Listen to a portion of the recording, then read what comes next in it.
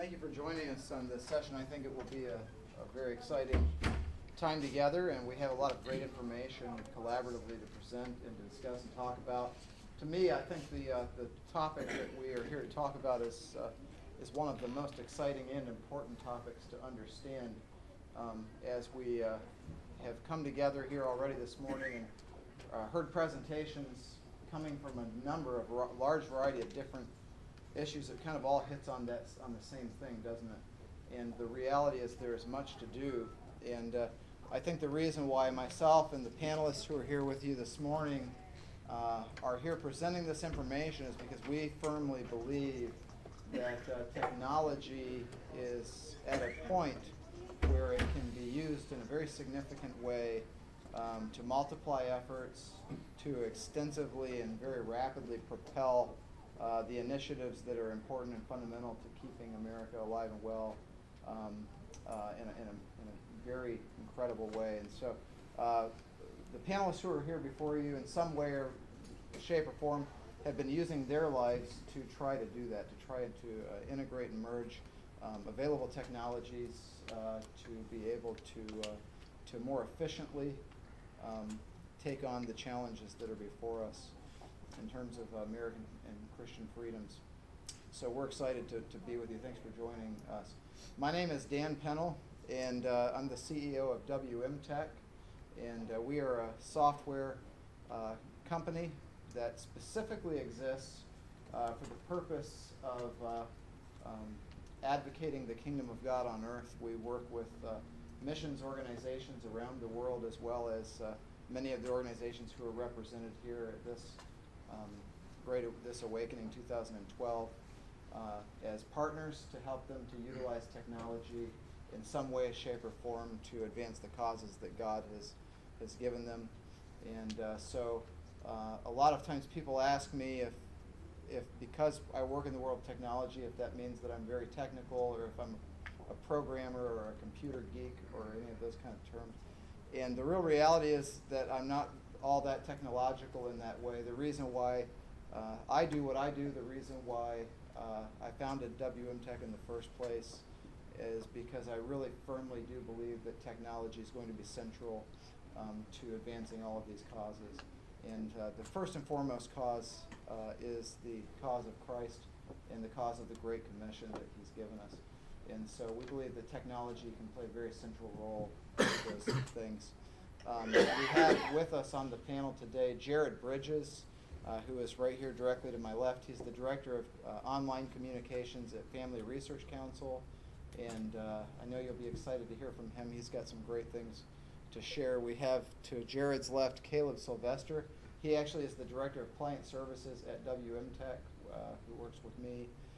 To his left we have Gabe Joseph, who is the founder and I think president of CC Advertising, and you'll find out some very intriguing things from Gabe in terms of the way that they really are, in a very revolutionary way, figuring out how to use mobile devices in some very fascinating ways to advance causes.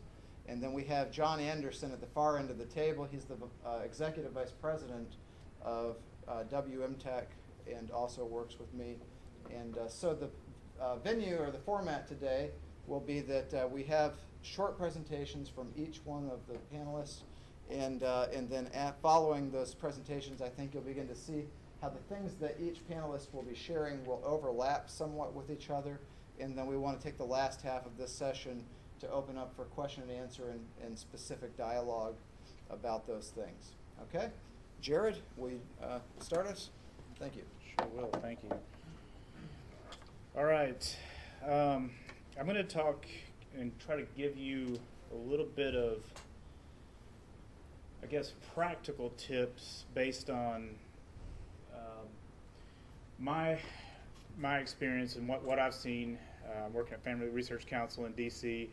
and helping move issues related to faith, family, and freedom within the social networks. So I've just kind of entitled this "Running Circles Around Your Friends with Social Media." How many of you, just first of all, are on a online social network already in this room? Facebook, Twitter, barely. Pinterest, Don't pay attention. couple people. Okay. Yeah, there's some that are well established. Has anybody ever heard of MySpace? Okay, a couple of people. Yeah, that just kind of shows you how rapidly this area changes. So, but the principles I'm going to give you, I think in general will apply across the board. Although I may specifically, since Facebook is kind of the social network du jour for grassroots activity, I'm going to kind of mostly make reference to that. But the first thing to realize is that you have an audience and they're listening. How many of you are members of churches? Okay.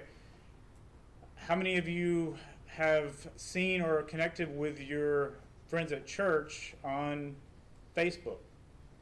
Yeah. Most likely, many of your friends are on Facebook, and whether you know it or not, they listen to what you do on Facebook more often than you know it. If you like something, your friends are going to see it. They may not all see everything you like when you visit a web page, but they will see it to some extent. So you have personal advocacy that you can do.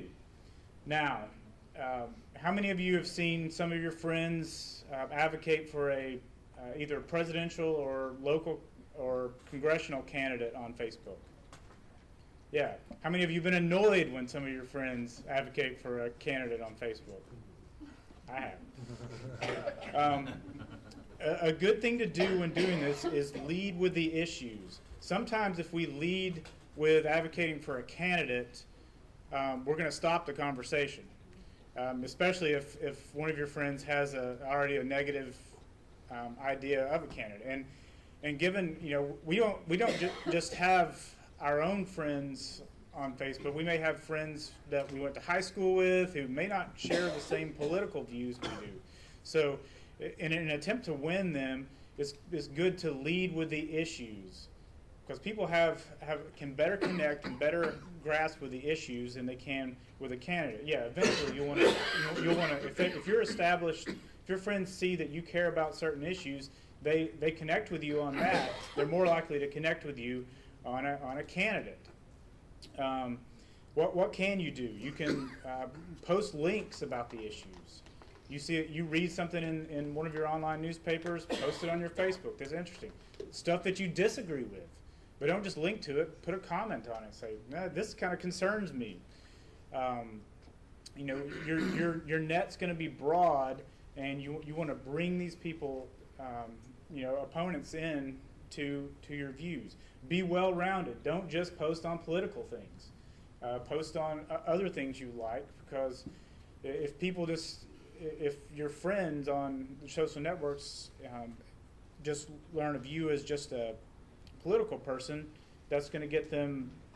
They may listen to you more if. So okay, I like cycling, riding bicycles. So if I post an article on that, well, yeah, I like that too. And then if they listen to you on that, they're more likely to listen to you on something else.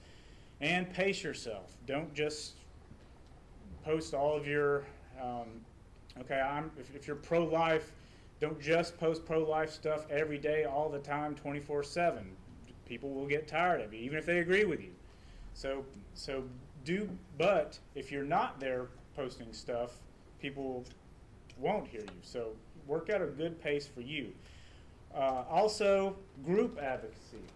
There are groups, whether it's Family Research Council, who I work for, and I encourage you to like our Facebook page, or Liberty Council, a lot of the other groups here, like these groups that you relate to, because there are strength in numbers. When you like this, your friends see that you like this. They get involved. They can see that your associations influence your friends. If people go to a page and see that several of their friends like it, they're more likely to like it as well. People don't like to just jump into something alone. It's, you know, word of mouth is the strongest references you can get. Groups like FRC and others have resources and time that you don't.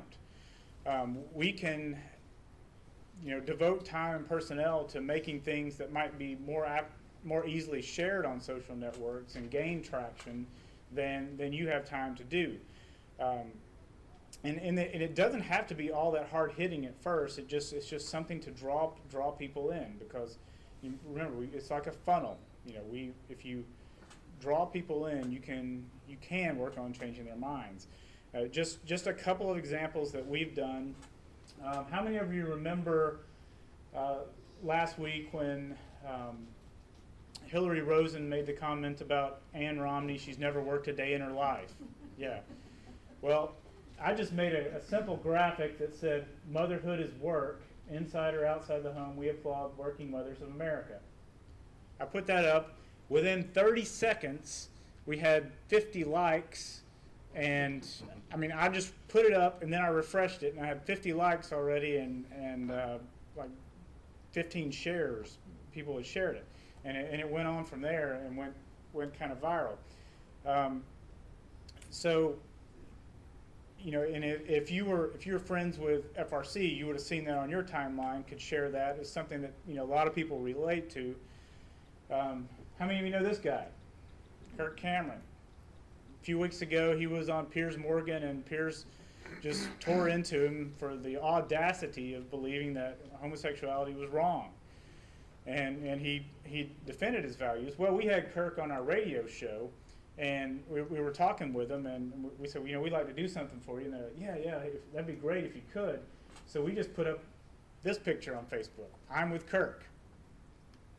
We ended up with 8,000 likes and a little over, I don't know, 1,500 shares. Just people sharing it. It's easy and simple, and you know, this draws people in to the message. You know, they may, okay, what is that? They'll bring it in. So, just to sum up, you have an audience already, whether it's your church members.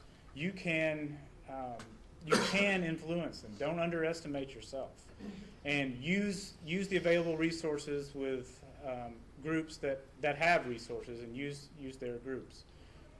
So that's all I've got for now. How many of you are aware of the work that Family Research Council is doing? You can interact with it. Oh, great.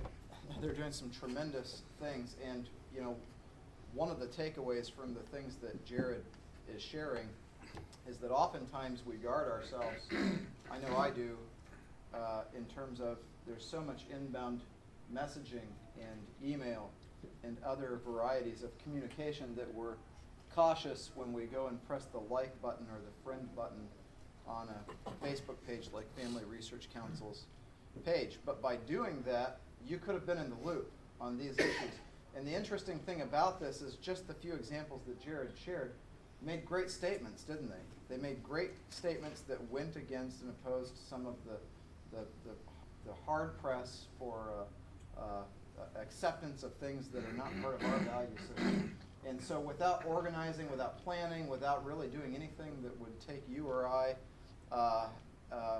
away from our daily life, we could simply do something like Motherhood is Work, or share a couple of these messages that would have easily streamed right into the Facebook page that you very likely might have been logged into at some point in that day, and as 142 million other Americans are every day logged into Facebook doing that. And in that way, you could have affected change and advocated change and been part of the solution in a very simple way. So as much as some of these forms of technology can be frustrating, hard to get our minds around, the real reality also is that they do provide some tremendous opportunities for you and I to engage without having to do much work to do so. So there's some great takeaways there. Caleb Sylvester is going to present now. He's, again, Director of Client Services at WMTech. And Caleb, are you ready to go? Okay.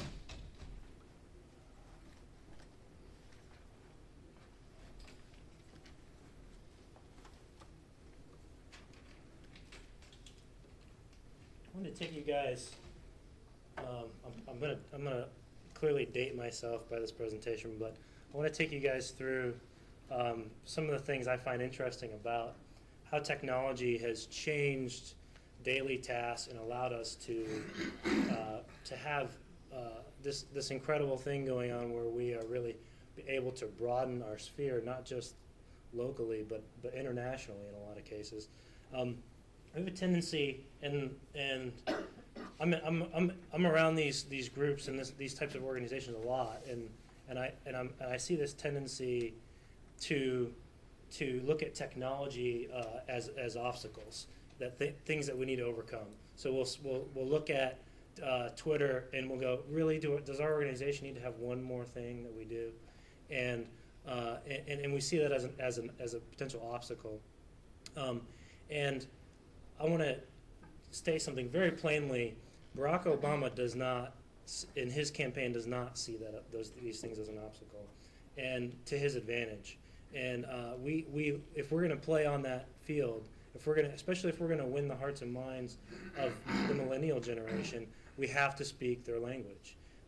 And this is their language.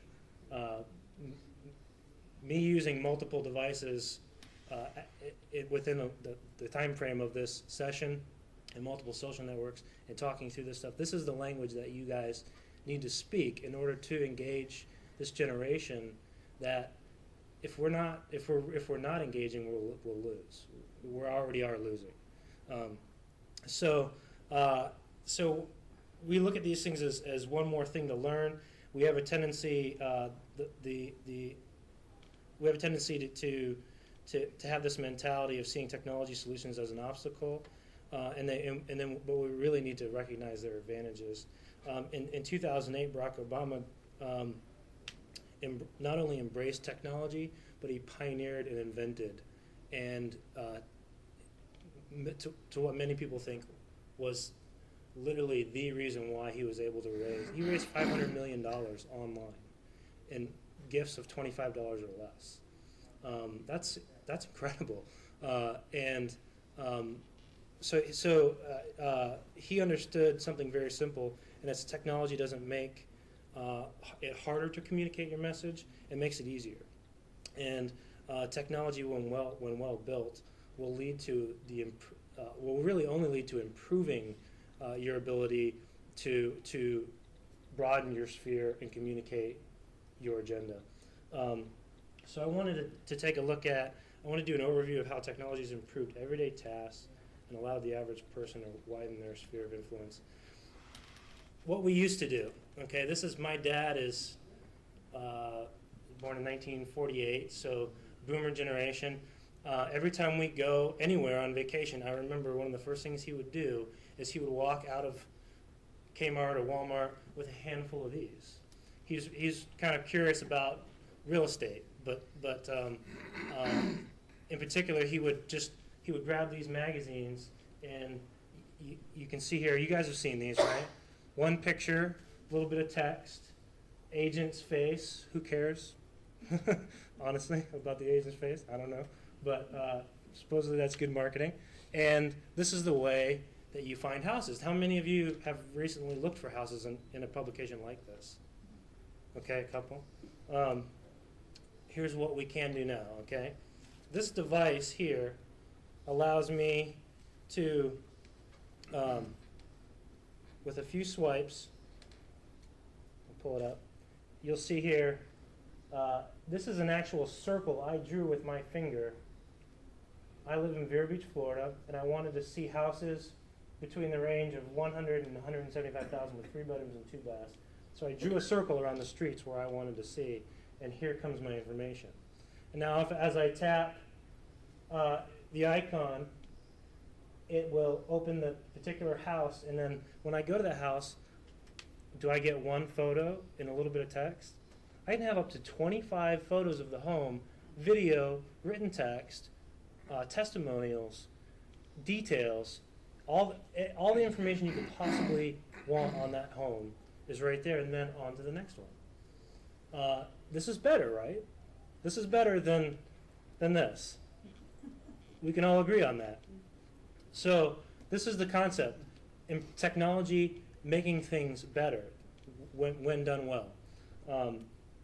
What we used to do, I only remember this camcorder because I remember my uncle had one and it came in a huge briefcase. So again, I'm dating myself a little bit. When we had something we wanted to capture and then take that material and distribute it, this was our methodology not that long ago, really. Okay, VHS, then you had DV, and there were some things in between there, then DVD, and now you record on the hard drive, and then you can pop it in your computer, so forth. But if we wanted our relatives to see the graduation of our nephew, this is the way we had to do it. I was attempting to. I had this device set up over there. I was attempting to show you what this does, but we're having problems with internet connection. I can right now stream for free, stream this entire session on the internet for anybody to watch. And it takes 4 taps of my finger to stream this session, publish the link to my Twitter and my Facebook so that everybody I know can click and watch it. That's significant, right? What we used to do, this one, I don't fish enough, but I love to fish, and I love to hear and tell fish stories. But this illustrates something unique about what we see today. I've got a hotspot if it'll help you get on the internet. No, it's okay. Thank you. I appreciate it. But I think that was the only thing I was trying to do, and it eats up a lot of bandwidth. So, let me take a step back. I do want to share a couple of things about this. In one of its earliest months of existence, Ustream, this is in 2008, reached more than 10 million unique viewers in 1 month, with the average video view length totaling 30 minutes. So, you started in late 2007. A few months in, they have 10 million people tuning in and watching 30-minute videos. That's significant. 4 touches of the screen, and I can start my own video streaming session. It took me from the time I downloaded this app, and I'm obviously a little bit more native to technology, but from the time I downloaded this app, I timed myself 180 seconds before I was streaming my first video. What's the name of the app? It's Ustream. The letter U, S-T-R-E-A-M. It's right there in the center. It's in the center of his. This one is particularly, this one I want to talk a little bit about. When something significant would happen in our lives, when we would have a story to tell, like catching a fish like this, our ability to tell that story is limited to our peer group. Who did I see at church that I could show this picture to or tell somebody about it? Who did I call on the phone, right? Maybe by the time you're done, 10 people knew about you catching this fish, right? I'll let you read that one. This is the new way. This is the new way to brag, right? On social networks, in case you can't read it, it says, "May your life someday be as awesome as you pretend it is on Facebook." My wife gave me that, so. But this is it's humor, but it illustrates an important point in that this picture now touches thousands of people in seconds, and our ability, again, to communicate what is happening with us. And you would think no one cares, but apparently they do, because guess what? This guy, when he puts that picture up, he's going to have 30 likes and 20 comments, and everybody who didn't like it or commented it saw it. This was another one I found on the internet. You're doing it wrong.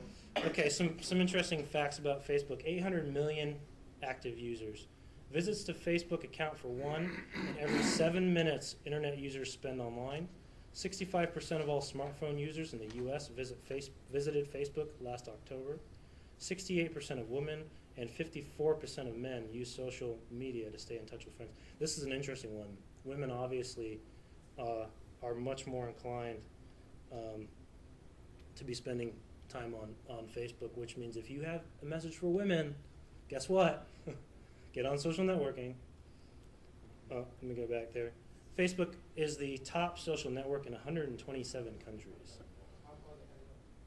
This one I found, and I just thought it was an interesting stat. A case study of 10,000 petitions for divorce revealed that 1/3 of them cited an incident on Facebook as a contributing factor in the divorce.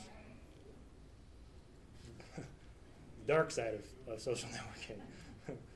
You can see, obviously, where some of these things have led to very negative things. What we used to do, anybody recognize that? Cable box, right? Some of you are obviously more modern now. I don't own a cable box. I don't have cable TV.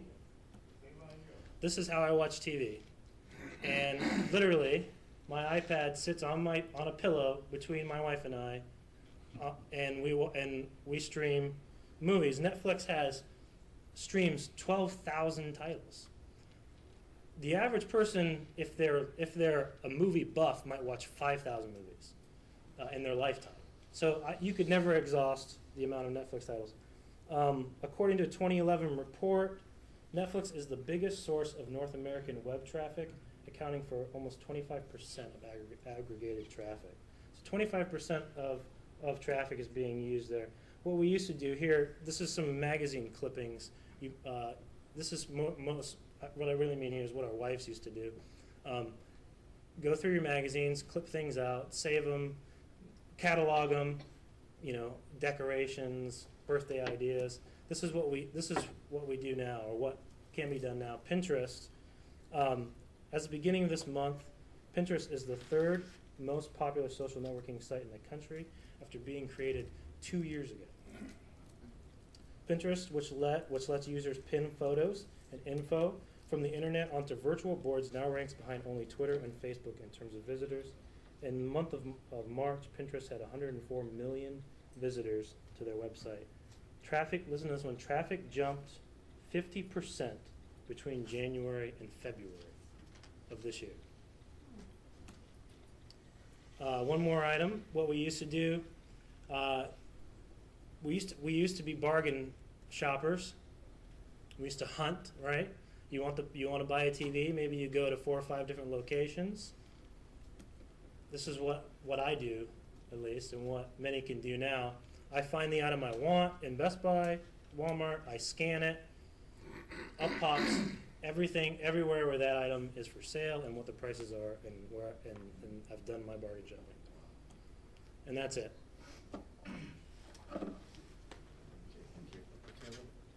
All right, next up we have Gabe Joseph.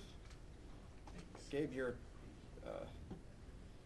in the Washington, D.C. area, right? Correct. And as you kind of get set up, what kind of things are really striking you so far? How many of you are familiar with some of the things that Caleb covered? Pinterest, for instance. How many of you are already on Pinterest? And how about Facebook? How many of you are on Facebook? I think we asked before. Very interesting. They say 3/4 of the nation who are online in 2012 will be engaged in social networking in some way. Yeah. Assuming that this is a political active crowd, how would you use Pinterest? Well, that's a very intriguing and interesting question. I have a firm belief that when you start to peel all the layers of the onion away and you really boil this down, it's about people just like the people in this room, me and you. And the list of things that motivate us to movement are still pretty common among us, I think that when we become educated and motivated, then we activate. And when you take something like Pinterest that seemingly is completely non-political, and as I watch my wife and others do it, I wonder if it's what purpose it has really at all. But sorry, Rachel, but at the same time, the reality is that the reason people are involved in that is because they're seeing pictures and pieces of lifestyle that move them and motivate them. And when you can begin to understand there's all kinds of elements. Like if I go onto Pinterest, I can see and learn things about my wife that I didn't know, and I've been living in the same house together for 20 years. And so that's intriguing, right? And as I go out and I want to advance the cause of Christ, I want to advance the cause of the nation, the cause of conservatism, we have some very interesting opportunities through these types of arenas to get to know people in a unique way without actually having to engage with them every day in a personal way. Things like Facebook. Facebook is the most powerful CRM, customer resource management tool, I've ever seen. Why? Because it allows simple people like my 80-plus-year-old father, who is really a technical alien, to engage without any training whatsoever in a behavior pattern that allows him to manage more relationships than is humanly possible for him, and to communicate and affect those relationships every day, again, without any training. I mean, that's a phenomenal thing. So how do we weave our messaging in and through that? Well, you know, the first step is through the engagement. And these resources are giving us phenomenal opportunities for that form of engagement. And just, you know, in fact, everyday people that are plumbers and laborers and just engaged in just everyday walks of life are finding themselves in places of influence just simply because they've been able to build a network of 300 followers on Facebook. People that were friends in elementary school, in high school, people that were part of their social group in this town before they moved to that town, all kind of converge in now once again and reunite. And now we have, you know, people that in any other realm would not have the ability to affect change within such a sphere, and they're able to message. So whether it's Pinterest, whether it's Facebook, whether it's Twitter, what it really does is it puts at your disposal and my disposal a pretty interesting opportunity. And then there's the other, as we get ready for Gabe to start, there's that other thing to think about is the virality of these things. Like in other words, take a simple little Facebook page that we built that has 43 people who have fanned it or liked it, all right? And if we put a message up on that Facebook page that will interact with only 43 Facebook users, Facebook gives us what's called a virality report. What that means is once you post it and the 43 members see it and interact with it, how far it can go in terms of overall exposure to an audience. Guess what the overall viral exposure of a particular message to a group of an audience of 43 possibly is? 23,000. See, people don't really realize, but that's very, very significant. So with very small amount of effort, the ability to message a group as big as 23,000 can take place in this kind of environment. And the reason is, again, because of the virality. If one of the 43 likes it, then their 300 see it. If 3 of their 300 see it, then their combined audience of 290 see it, and so forth and so on. And the virality then gives you a common exposure of, say, 23,000. So that's very significant and interesting. Be thinking about those things, and we'll dialogue on it. Gabe, you're up next. Well, I really am excited to be here. I'm, come on in. No problem. Timing is perfect. My name's Gabriel Joseph. I run a company called CC Advertising. We've been in existence for 13 years. I'm a direct marketer in a world that doesn't like direct marketers anymore. During that 13-year period, my company has done automated phone calls that understand what you say, no pushing buttons, and sent out email to text over 1.1 billion times.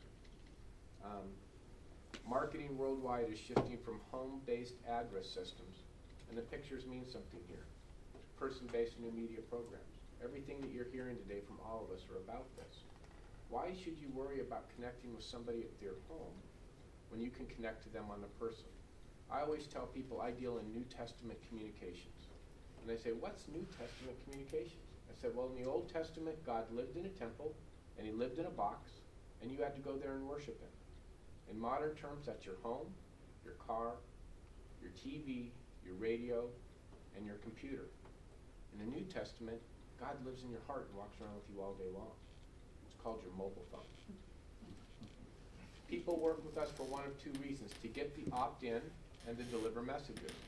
Data in America is the foundation of all business. The currency of that business is the opt-in. Whether it's opting in as a Facebook friend, whether it's opting in for a message somewhere else, that's good. Once you have that opt-in, or once you have that deliverability, you can deliver favorable messages about your clients. You can deliver educational messages about your opponents. All of which, in a political realm, or a biblical realm, or a church realm, matter. The rules of church and the rules of politics are the same thing. 50% of the people that don't go to church would if somebody invited them. Simple thing. 50% of the people that don't vote would if somebody invited them. These are some spheres to help you understand, again, some visuals about what we're talking about. The sphere on the left is every home in America this week that has electricity, power, water, or somebody officially living in it. The sphere on the right is the mobile phones in America. There's more mobile phones active in America today than there are people. Not quite as many guns as there are in America, but still, mobile phones.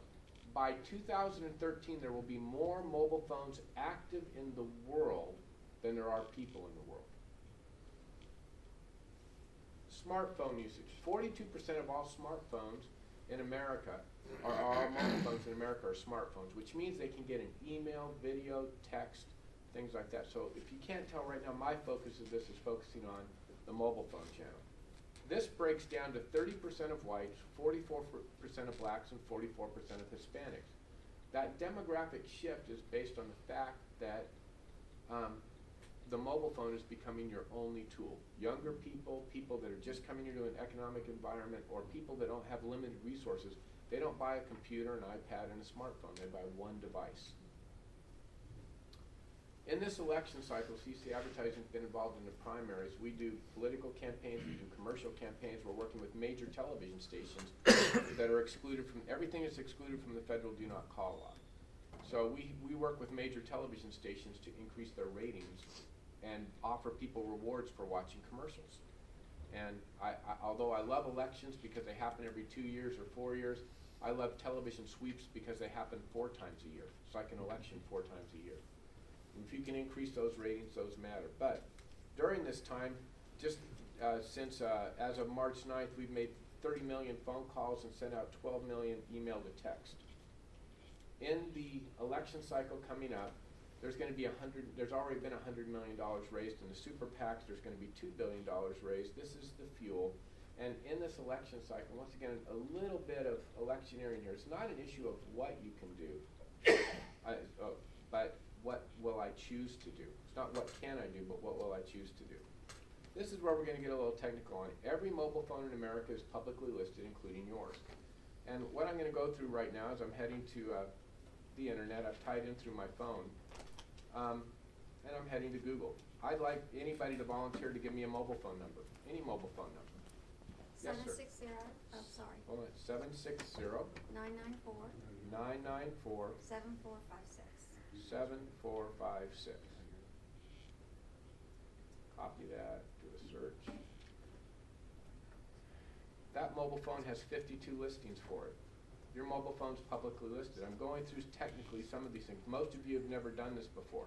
If I have your name, I can't get your social security number, correct? But if I have your social security number, there's nothing I can't find out about you. My premise is that your mobile phone number is even more valuable. If I have your name, I can't find your mobile phone number. But if I have your mobile phone number, I not only have a number that can find out information about you, I have 2 ways to reach you.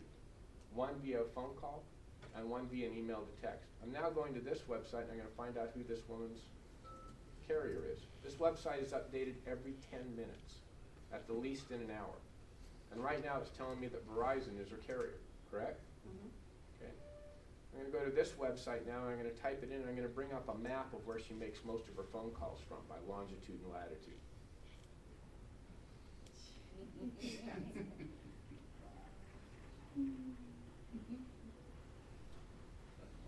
What this is, although you don't pay for long distance on your mobile phone, Verizon does. So Verizon moves your phone to a location every month, which reduces their long distance costs. based on where you make your phone calls from. Verizon has 120 million customers, all right? And once again, this is just an image. I haven't paid for anything on this. I don't even know if this is true. I've never met you before, ma'am. So you may be living here and this is a Carlsbad. Where is this? California. Correct. Is that home? Yeah. Yeah, okay. So I'm gonna do something in here right now, but Verizon moves your mobile phone and her mobile phone to a location that reduces their long distance cost. I'm gonna come into here and I'm gonna sign into my account, and I may actually be able to bring up your address. Now this is where a charge comes in. But 7 out of 10 times this is working. Last year when I was here, this didn't work at all. It never worked. And frankly, right now, it's cheaper for me to hire a live operator to call up this person and ask them their address than to do this. But we'll see how it comes up, and we'll see what kind of information it brings up. It found you. So, I have no idea. Is That's this it. you? It's my son. It's your son. Great.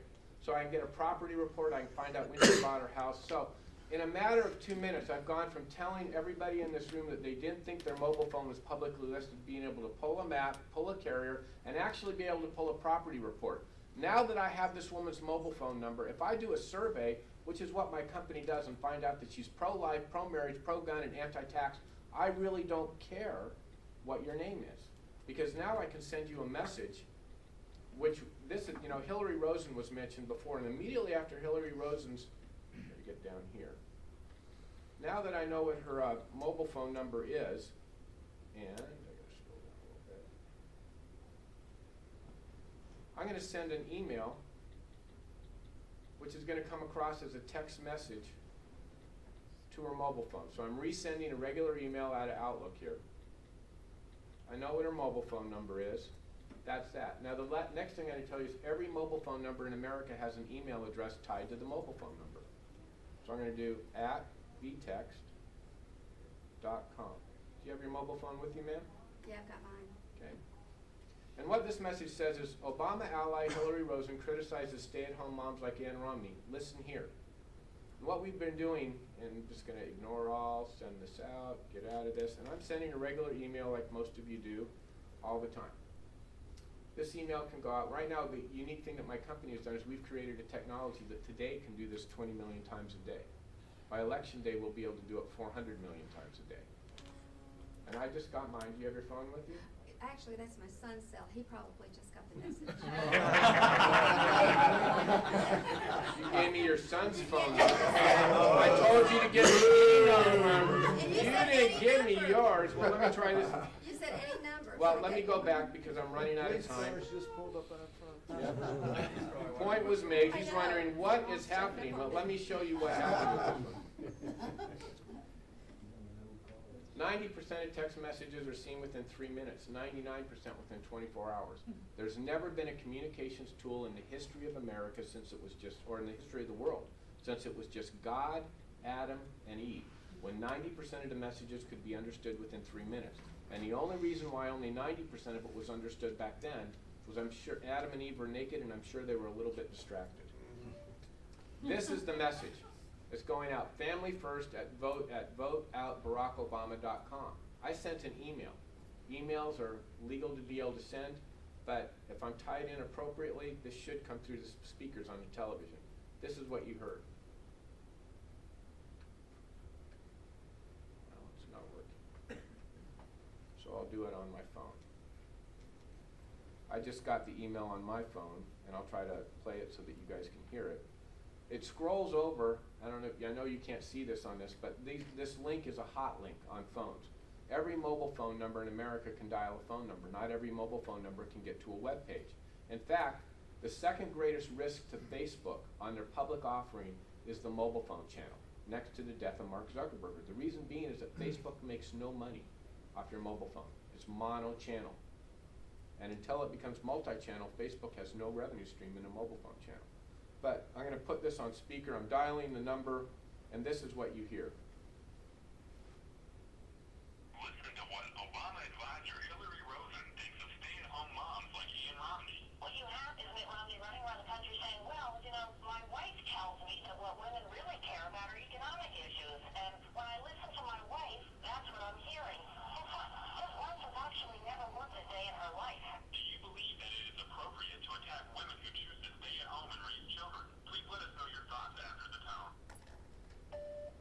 No, I think Hillary Rosen is biased and evil. That phone number is a Google Voice number that appeared on the phone. It costs you nothing to set up a Google Voice number. Nothing. Every minute since we started this last Friday, we've gotten 300 emails into our Google Voice account that transcribe and record. And when you call that number, we capture your phone, we capture the model of the phone, we capture the brand of the phone, and we know what's going on. So, my comment to you is that this I'm going to close with this because we're running out of time. This is an article that ran in Slate magazine on March 5th, 2005. And what it says is vote for me, and I've made it into an endorsement piece for my company. You know, it says, Scott Goodstein arrived at the, you can read this and I'll give you the link if you want, but Scott Goodstein created Barack Obama's technology platform in 2008. He won a Polly Award for it. The AAPC that you see up there on the screen, that's the American Association of Political Consultants. We were at a conference together. I was hosting one. So he talks about a federal crime at the end of the first paragraph, if you can see that there. Then he comes down and he says he found his culprit, mentions my name, Gabriel Joseph. Barack Obama, and then he talks about what he's doing. He's filed a petition with the FCC to declare what I've just showed you illegal, because Scott Goodstein spent a whole year in Barack Obama's team to try to duplicate what I've just showed you. They can't do it. It comes down to this point in the article, but Goodstein's legal crusade will also serve to protect a political technology that is not at the moment value neutral.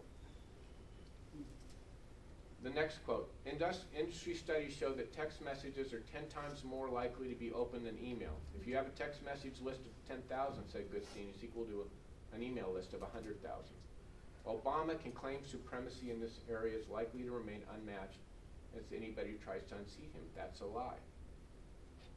Joseph refused to comment. And the reason for that is down below. On February 15th, the FCC ruled that they were going to protect free speech. They're not going to be able to take away this technology, ladies and gentlemen. You can send your own email to text at vtext.com. If it was illegal, why does Verizon let you do it from their website? Number two, if it wasn't effective, nobody would notice. And number three, if Barack Obama's team thinks this is illegal, unethical, and unwilling to do, I want them to continue to think that all the way through November 2006. So I wanted to give you an opportunity to know that be encouraged. This is out there. 10 million messages are going out about Hillary Rosen right now, and I think you've noticed that there hasn't been one comment made about it. I'm over my time. I appreciate your time, and if you have any questions, I'd be happy to answer them later. Thanks.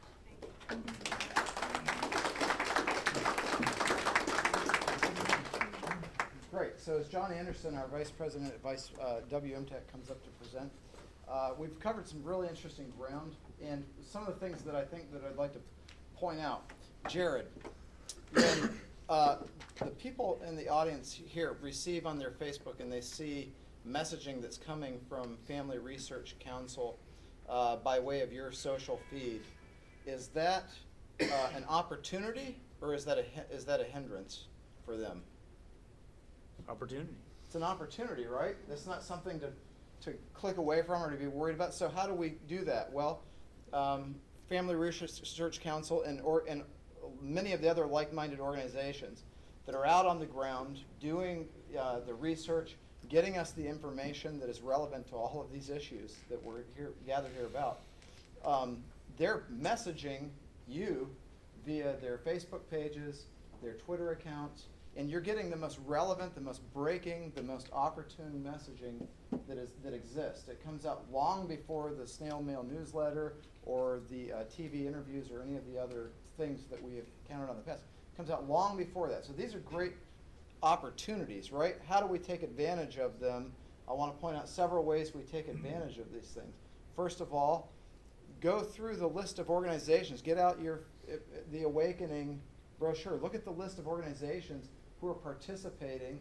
Go on Facebook and go on Twitter and find them. They're all there, and like them and subscribe to them and follow them so that you can start to have a channel that you have custom designed for yourself of the messaging and the information that is relative and unique to you. Then take seriously building your own list. Your own list, if you can build 1 or 2 or 300 or 3,000 or whatever you're capable of doing, your list of those people within your personal realm and network that you can message to, you can easily take these, and I want to share several options. On Facebook, share or reshare. On Twitter, retweet. Okay, we love retweet. Okay, and it takes very little work. So if coming from Jared's communication team at Family Research Council is messaging on a very important situation or issue, all you have to do is retweet, one click, and now you've added to the virality, which is what I was talking about earlier, of that message.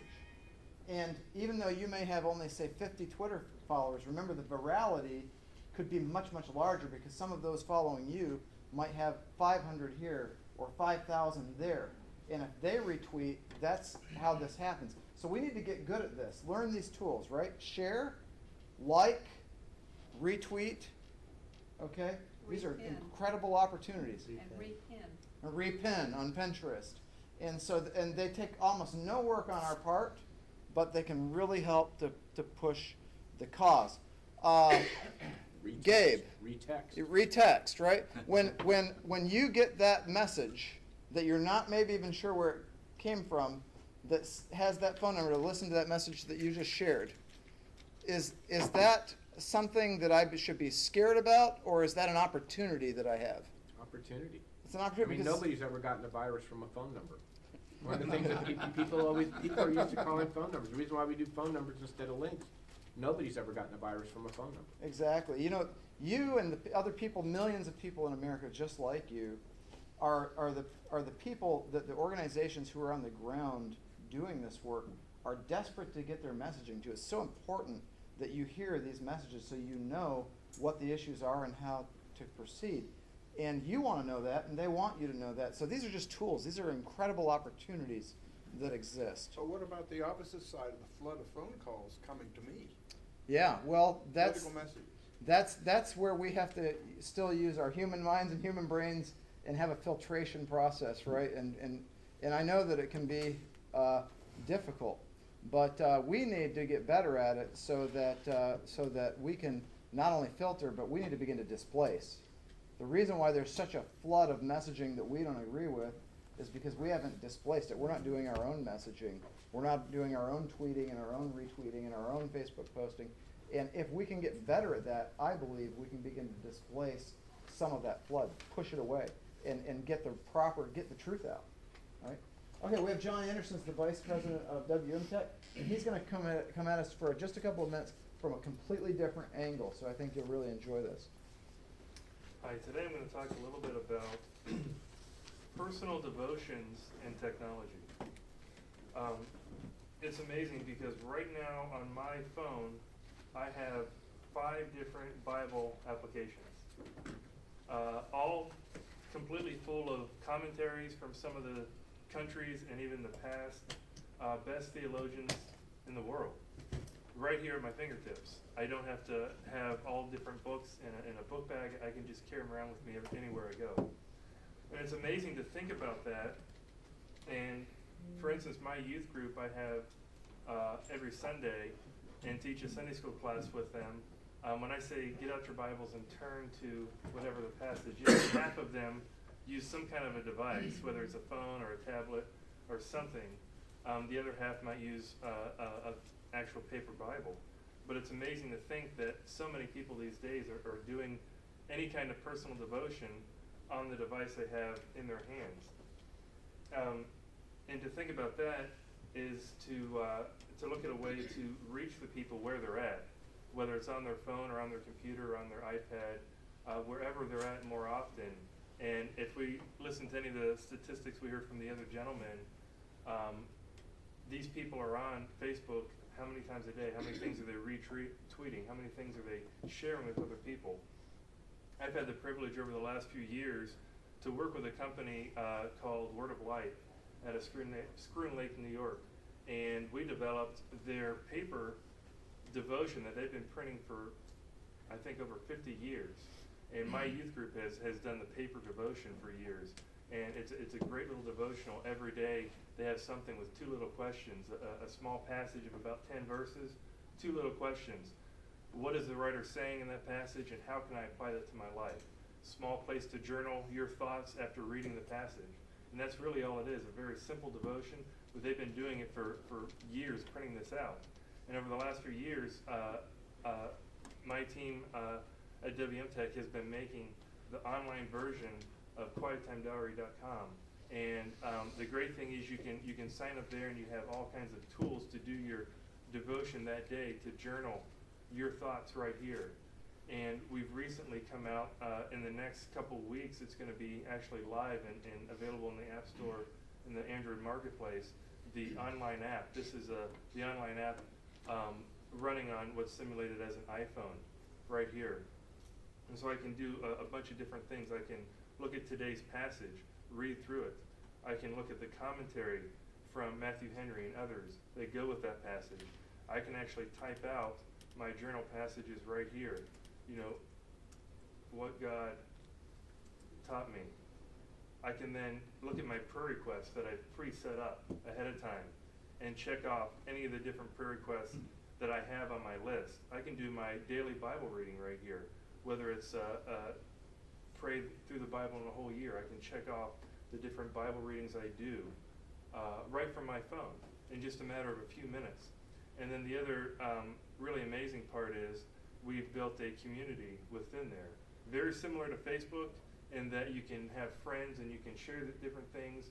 But what we didn't put into this is all the different stuff outside of the Word of God.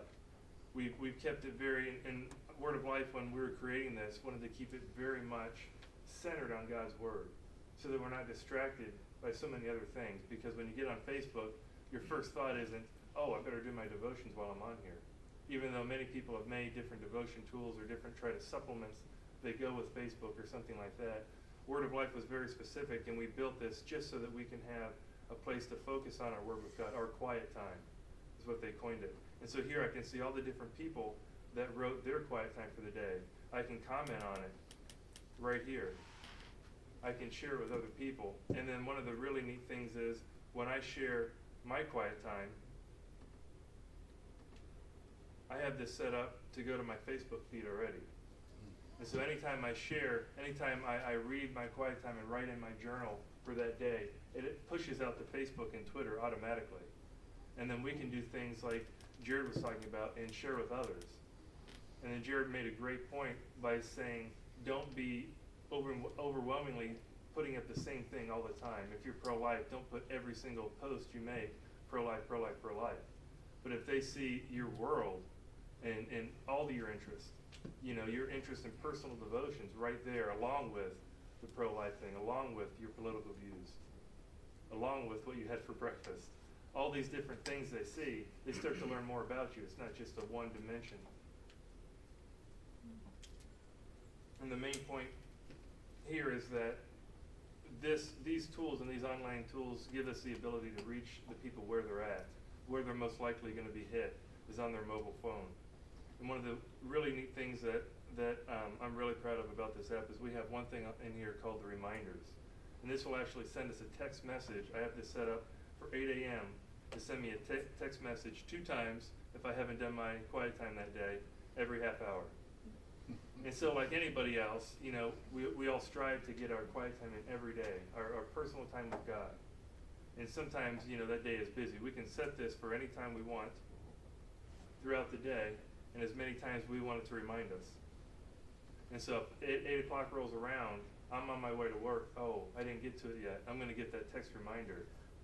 And then right when I get to work or on the way to work, I can stop and do my devotions right there on my phone, right there on my iPad. Thank you. And this isn't available yet, right? It is available online. On the mobile phone version will be available in just a few weeks, but QuietTimeDiary.com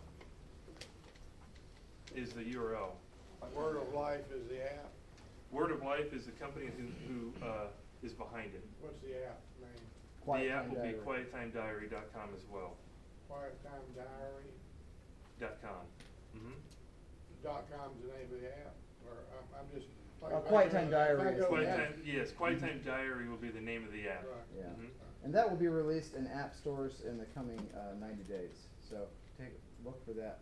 But the whole idea, and I hope what you're taking away, because our time is coming to an end, and we wanted to have a lot more interaction, but we have speakers and panelists who had a lot to share, and I hope that you took a lot away from it. But I hope that some of the action points that you can take away that I think are very, very fundamental and very important to walk away with. And I want to reiterate them and just go over a couple of things one more time. Let me give you one example. We talked about Facebook messaging and Twitter messaging. How many of you have Twitter accounts? Okay. That's also a great opportunity, a great resource for you. As I shared with my wife, she said, I don't have anything to tweet, I don't have anything to say. And I said, that's okay, because you can build a personalized, customized list of what you want to hear, and you can hear it in a very breaking news kind of fashion. Because you can be sure there are leaders right here, for instance, Matt Staver, who is moderating the session today. You can be sure that if you go to Twitter and you look at his account, there will be tweets from today with information on his perspective of the events of the day. To me, that's very helpful. That's very interesting. Now, let's take that to the next level. One of the concerns about Twitter and Facebook, believe it or not, let me share a secret with you. The people who invented these technologies and run them, they're not our friends. They don't like you. They don't. They hate you. They hate all of you. In terms of, if you're conservative, you're Christian, if you share the same agenda that is the agenda that's being proposed here today over the course of this weekend, the people who run these technologies aren't for you, they're against you. Google, not for you, not a friend. Great technology, we use it at our company every day, but they're not our friends, okay? One day, we are certain, leverage and utilize some of the powers that they're going to have because of the total buy-in of the population into their services against our agenda. So we need to be prepared for that. Let me share with you one way, but here's the thing. What we don't get to do, the option we don't have is to just simply disengage and go, well, therefore I won't participate. Now you can do that, but you're going to be giving up a lot, all right? And so let me share one little teeny solution that's very interesting. If you have a smartphone, okay, and your smartphone has a data plan like mine, you can go to freedomfederation.org on your smartphone. And when you go to freedomfederation.org on your smartphone, instead of loading a website, it will actually load a smart app right onto your phone. And I just clicked it. It will load this smart app right onto your phone. And if you don't have an account, you need to sign up for an account. If you have a Google account or a Yahoo account, you can just use your login from those accounts without creating a new account. But let me tell you why this is important, okay? When I click here on my social feeds from this app, right here, I just saw what Anita Staver tweeted, right on top.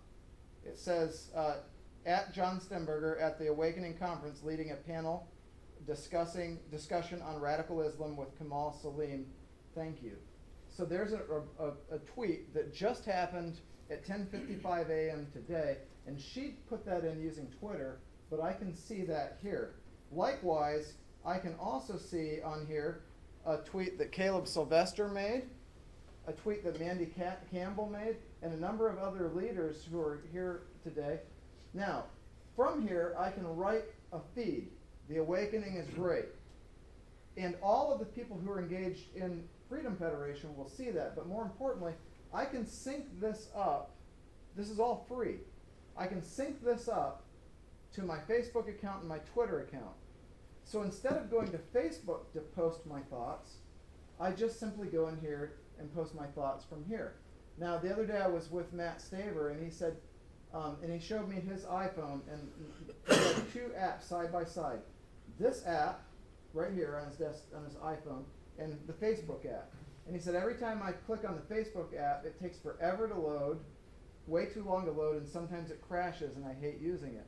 But when I click on this Freedom Federation app, it loads up instantaneously, and it's much quicker and easier for me to put my thoughts. Now, advocacy. Why would I do that instead of just going into Facebook? Here's the really cool thing about that, is when I post my thoughts into here, whatever I write will go straight to my Twitter feed, so everyone who's following me on Twitter will see it immediately. It will also go straight to my Facebook feed, so all of my friends on Facebook will also see it.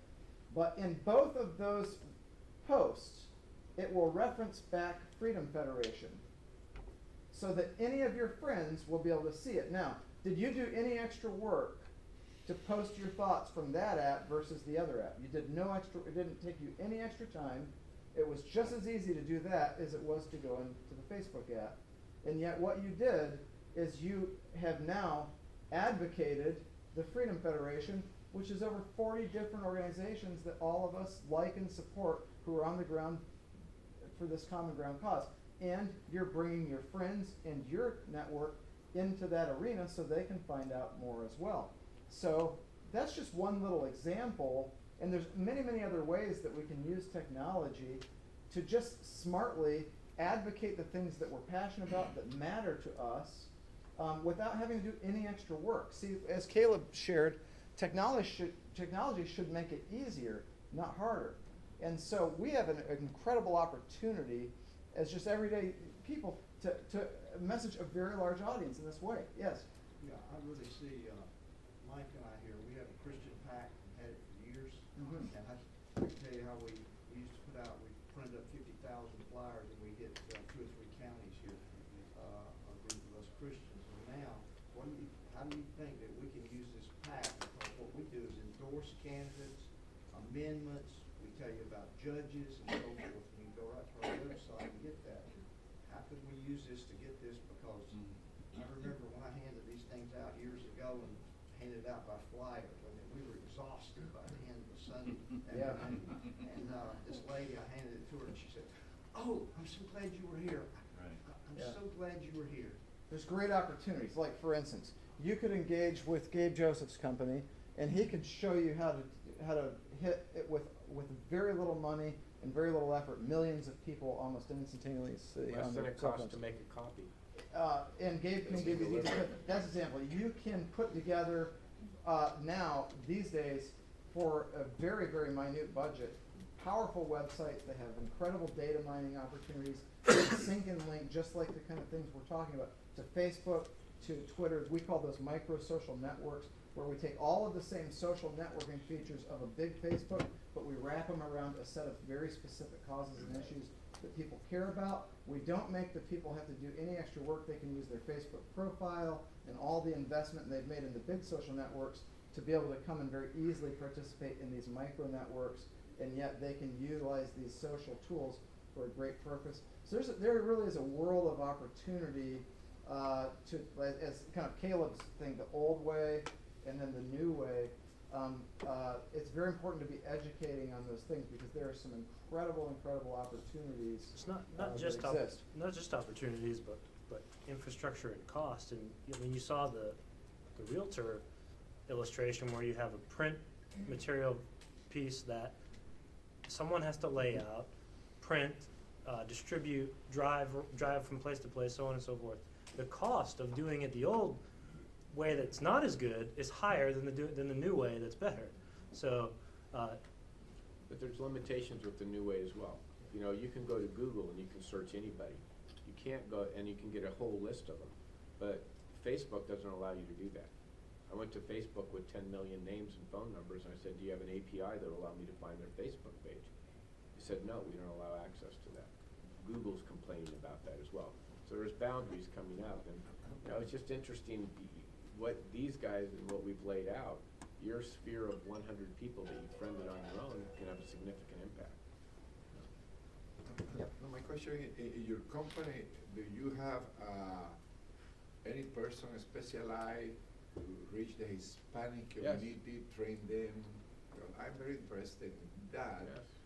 Because, you know, for me, you know, the Hispanic community, they are in in 3 areas, you know. You are the old people, first commerce, that they are not very inclined to technology. Then you have the middle people that are bilingual. Yeah. And you have the new children and the very young people that are very interested. But you know, especially in the political system, if you don't put the Hispanic, you are not going to win the election. That's right. The Hispanic in this country, you know, is a block of vote. Yeah. that maybe you can reach all the other people. A state like Florida, Ohio, that this state they call, we have 4 million Hispanic here. Yeah, that's right. And many of them, I believe, it's a tremendous market. It's a market that everybody, Muslim, every religion is targeting the Hispanic. But I believe company like you, I want to know what research or how you approach, Sure. Well, one of the things, let me share a couple of things for you that bring interest potential. One of the things to keep in mind is technology is this phenomenal common ground that exists between culture, ethnicity, generation, ideology. We see organizations collaborating around technology where, from an ideological point of view, they've never been able to do that. Let me give you an example of that. Our company has one office in Vero Beach, Florida, has another office, physical office, in Romania. When you go over to Romania and you start to try to figure out the Romanian language, one of the things we found out is you say, how do you say thank you? Oh, it's mushimas, okay? How do you say internet? Internet. Wait a minute, you don't have a word for internet? No. Our internet is your internet. Okay, interesting. Why is that? They say, well, anything that revolves around technology, we just use the English words of modern technology. There's no point in inventing new words for things that didn't exist before. Oh, that's a very interesting concept. That's what our team shared with us. Now, apply that to the question you're asking, because it's very interesting. As you look at the statistic that Gabe Joseph presented, which was, I think, was 44% of the Hispanic community being engaged with smartphone technology, which was more than the 30% of the Caucasian community. That's a very intriguing thing. And what we see is very intriguingly is although there are probably sociographic differences, there are obviously ethnic differences, language differences. The reality is the iPhone that a young Hispanic male or female is using is the same iPhone that I'm using.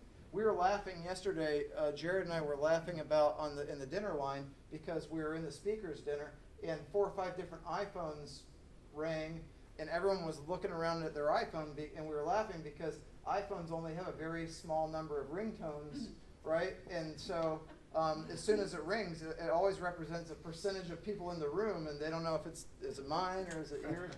It's common. It's real common ground kind of stuff. So that my ringtone probably sounds just like the ringtone of your granddaughter, and her iPhone looks just like my iPhone. Even though we may have all these differences, this technology is providing this common ground platform. Now, speak to the different panelists specifically after the message, because each one of these companies actually is doing very significant things in other ways as well, but I wanted to point that out. I've just got a quick question. For a number of years now, I've had a website, Preserve Our Constitution. I'm a one-man nonprofit, Preserve Our Constitution, and my website is pocusa.info. So if you want information about preserving our Constitution, you can go there. And you can find every source that you could ever conceive of to find out about our history, our documents, ancient, current, whatever. And what I'm interested in doing is driving more traffic there. I'm not a left, right, I'm a very conservative, but I'm more interested in teaching people the truth in order to help them equip them to be able to hold their officials better accountable to their oath of office to the Constitution. Right. Most people don't have a clue about the limits that we the people placed on them. And so what I'm interested in doing is trying to give people the tools that will equip them to better hold our officials accountable. And so what I'm interested in doing is driving more people, more traffic to my website. And I've got a newsletter I put out. The first series was on the myth of separation, church and state. Sure. It's not what I think, but I go back to the original documents and resources and court cases and things like that. How can I improve my traffic? Well, that could be a long answer, and I think one of the ways you could do is get with Caleb Sylvester, get with Gabe Joseph. These guys will be around all day. Get with them in a specific way. There's a lot of real specific tapes, things that they could share with you. But beyond all that, in a very global overview, ask yourself these questions and then go find answers to these. How are you integrated to Facebook? How are you integrated to Twitter? Are you only messaging on your on your website and then trying to go find people and bring them there? Or are you going out with your message to where the people are, taking the message of your website and sending it out to people where you're? So it's kind of a turn it inside out kind of a mentality.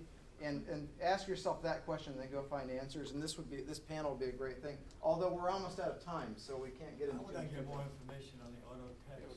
Yeah, auto text. How would I get? Give me a card, give me a card and you can visit our website.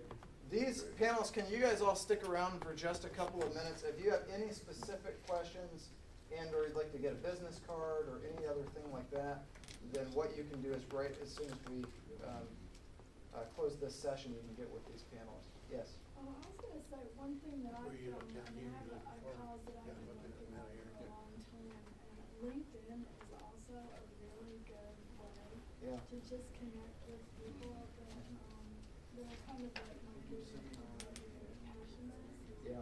So, I mean, and I would think that, I mean, and you can put like any kind of group you think of, just go to LinkedIn.com and just put it in there, and the groups are just. Yeah, LinkedIn is another great example of a micro social network that has actually grown to be a very large network. And they have a lot of the same benefits like I was sharing with Freedom Federation. Like if I go into LinkedIn and I post a profile message, I can send that out to my Twitter feeds and my Facebook feeds straight from there and kind of use it as a hub network as well. So that is a great resource. Okay, any other questions or thoughts? Time runs out so quick, doesn't it? Yes. I've actually been in internet marketing for the last 45 years, sort of my side business I'm trying to get going. Yeah. And what he's saying about the text messaging is absolutely true. Yeah. Because a lot of the major marketers, whereas before it was building an email list of like 100,000, 200,000 people. Yeah, that's right. And then, send out one email, which is basically, pushing a particular product. And, even if you only get 1 or 2% response, I mean, you can make a lot of money. Right. But they're all talking now about how those email lists are getting less and less responsive. Everything now is going to the text messaging. It really is. Because more and more people are using the smartphone. We were in our hotel room last night. I've got my family here. I've got a 17-year-old son. And I just found it to be ironic as I sat there, I was looking on my laptop, going through the news and stuff for the day. And I looked over for him. We're doing this for about a half hour. Everyone else was asleep. And he was looking on this. So he was on this. I was on the laptop. He never got out. He had a laptop. He didn't get it out. He was on this. So, I mean, just look around. Just look around, especially as you see the millennial generation. These devices are fixed to their psyche, to their mentality, to the way they operate and the way they think. And really, if we want to meet them with the messaging that's going to be important to kind of help them evolve in their thinking and so forth, we're going to have to meet them kind of in that space. All right, we're out of time, and so we have to wrap up. Thank you for joining us.